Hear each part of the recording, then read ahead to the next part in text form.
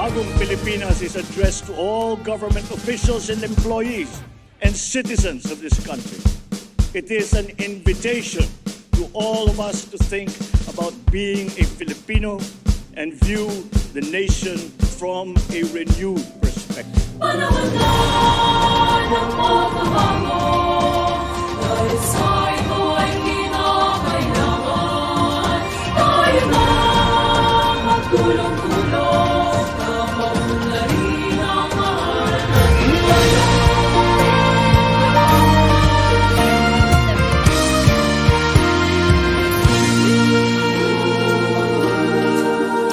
Panahon na ng pagbabago, dahil sa ito ay kinakailangan.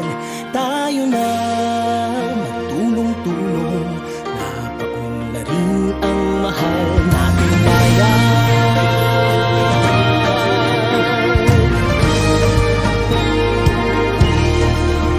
Panahon na ng pagbabago, at iayos ang mga dapat ayusin.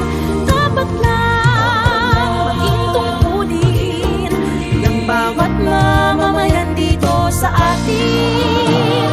Gawin ng pagbabago patungo sa pag-asenso, magsikap ng mabuti at nang guminhawa tayo.